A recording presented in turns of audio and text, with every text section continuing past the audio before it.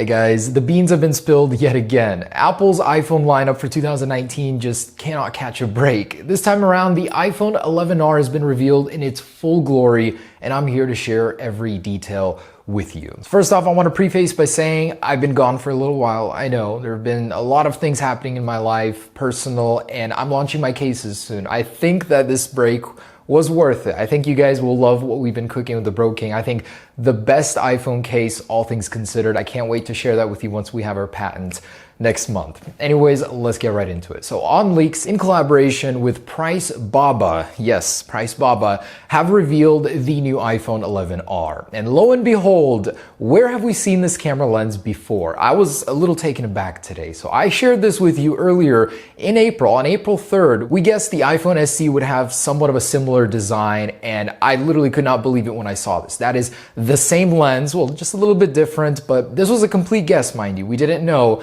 But that is almost the identical lens, just different mic placement, different proportions on Apple's new iPhone 11R. So what do you guys think? I personally like it a lot. You know, it only makes sense in the lineup with the iPhone 11 and 11 Max, which again, I don't know what they're going to be called. That's what I'm calling them for 2019. It's going to look a little out of place to have a single lens camera, and we knew the dual lens was coming. We just didn't know it would be looking like this. So Apple has decided to put them vertically and stretch to the right with that flash. There's a little tiny microphone there. In comparison with the iPhone 11 Max, I think it looks pretty decently well proportioned. So let's break down all those tiny details. The first thing that I noticed is the mute switch is not the same as on the iPhone 11 and 11 Max. It still retains the old form factor. It's clear here that Apple wants to keep that divide between budget and high-end very visible. And they're gonna start with the mute switch. Most of the change, actually all of it, is happening on the back. There's of course that new camera lens. Other than that, I really couldn't notice any physical differences. Interesting to note is that the width of the phone is growing by, I believe, 0.3 millimeters.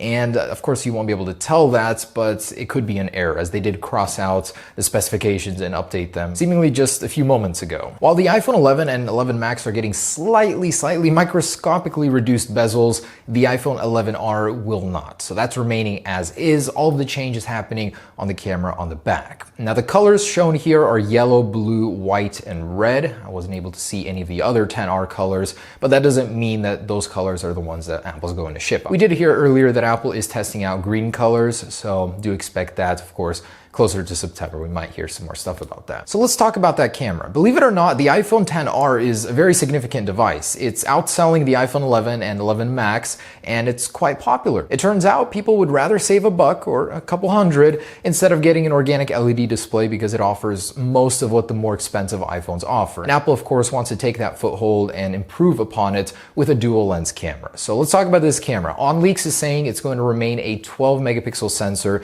It's gaining an ultra wide lens. So same as the iPhone 11 and 11 Max, all of the 2019 iPhones will be gaining an ultra-wide camera. Again, I like that Apple isn't differentiating. Whichever one you choose, you're still getting those camera upgrades. Now, you're not going to be getting the same zoom capabilities and whatever else the iPhone 11 Max will be offering, but it's still going to be quite capable. Now, why would they do this? First and foremost, of course, it's just kind of hard to sell a single lens phone in 2019, and Apple realizes that, so they're upgrading that to a dual lens camera, and it's still not at the triple, so it's not competing fully with the 11 and 11 Max, but it's an upgrade from the iPhone XR.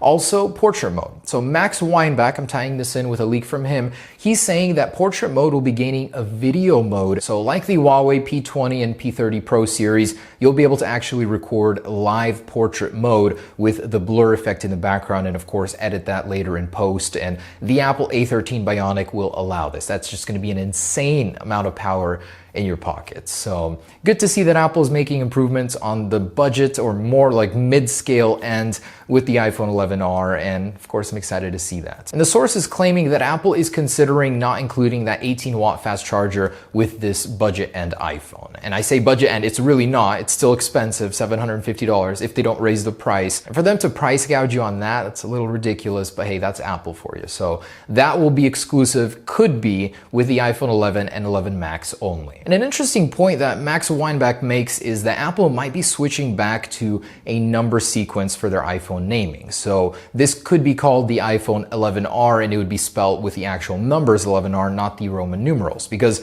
I'll be honest with you, a lot of my friends call it the iPhone X. They don't even know that it's the iPhone 10. They just read it like it's a letter. So imagine the mess Apple's about to get into with the iPhone XI. So they might switch back to a number sequence, even though it's wrong. This would technically be the 13th iPhone series.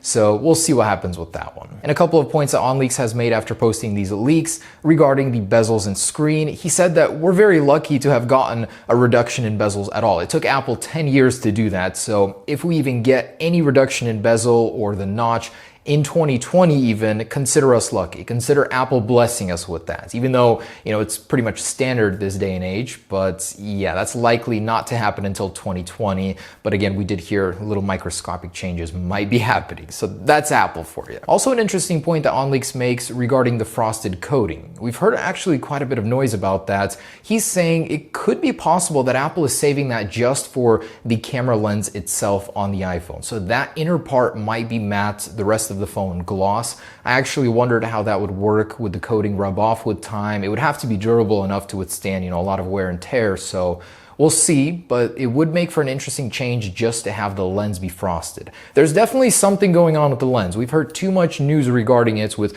what the stealth coating, with the frosting, there's just so much going on. Apple is doing something with the coatings. He also does mention that this frost would be exclusive to the 11 and 11 Max only. And Ming-Chi Kuo has released a very short report regarding antenna technology for this year's iPhones. He says that the 2019 iPhones will switch from a liquid crystal polymer material to a modified PI material. I'm not even going to pretend to know what that means, but basically it's a cheaper way to create that antenna technology that is in no way worse than liquid crystal polymer, but it could be better. It's just for Apple, they're going to be saving a little bit of money using this technology, and hopefully we see some benefit from that as well. Now, also mentioned in this report that the iPad Pro 11 and 12.9 inch Generation 2 of the new design, Apple is beginning production of that Q4 of this year or beginning of next year. So those are being worked on. We are still not seeing a refresh for 2019. It was just technology was too good. Honestly, there is no true competitor for the new iPad, so there's no rush to update it, and Apple certainly sees that. Now, he also mentions that new antenna technology will be the foundation for 5G on the 2020 iPhones. So Apple will continue to use that MPI material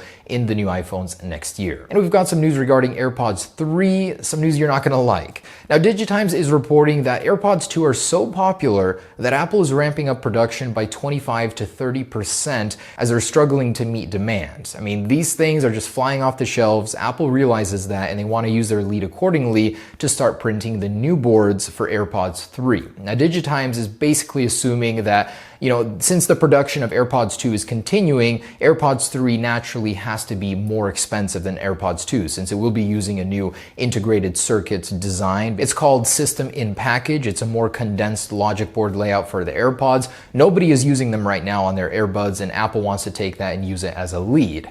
So they're basically assuming AirPods 3 are going to be more expensive. And of course, with that new design, how can you think otherwise? Now, I know this is ridiculous, but hear me out here. I just wanted to do something funny here.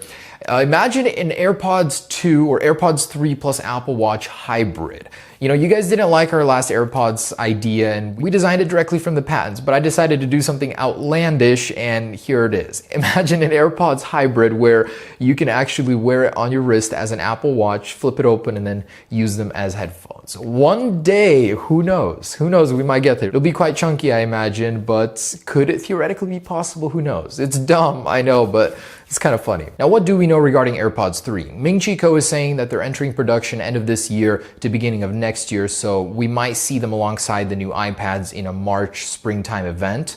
And the rumored features for them are water resistance, as Bloomberg reports, further range between your iPhone and the AirPods using some new technology there, of course faster connection and possibly higher quality. But the new form factor and noise canceling are #1 features. And a good sign that the water resistance is actually happening is the new Powerbeats Pro have been confirmed to be IPX4 water resistant. So they can be splashed from multiple directions, but if you actually spray a jet consistently on them, they will fail. So this is the first step into the water resistant, sweat resistant market officially by Apple. I'd say the AirPods are almost there, but this is a good sign for AirPods 3. This is just further evidence to confirm Apple is working on water-resistant AirPods. A couple more things. In case you forgot to jailbreak iPhone OS 2, yes, OS 2 from the iPhone 3G days, from the original iPhone, exploits have been released for that firmware, and we're getting closer to a jailbreak. I know you guys have been waiting so long, so we're almost there. Hang in there. And this was too cool. I had to share this. An animation from iOS 6. This is the paper shredder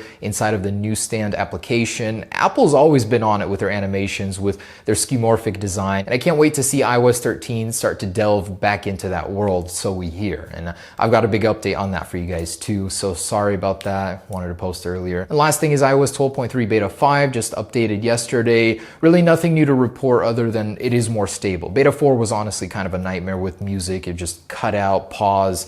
Oh man, I'm glad to be back on a stable iPhone somewhat. So we're getting closer and closer to a public release there. Otherwise, guys, there it is. I will have that giveaway for the AirPods this week. I'm so sorry. I literally couldn't get to it, but I hope it'll all be worth it. When you guys see that case, I think you guys will really like it. I'm trying to make it affordable for everyone, and it's gonna be something. All right, guys, thanks for watching. Stay tuned. Peace.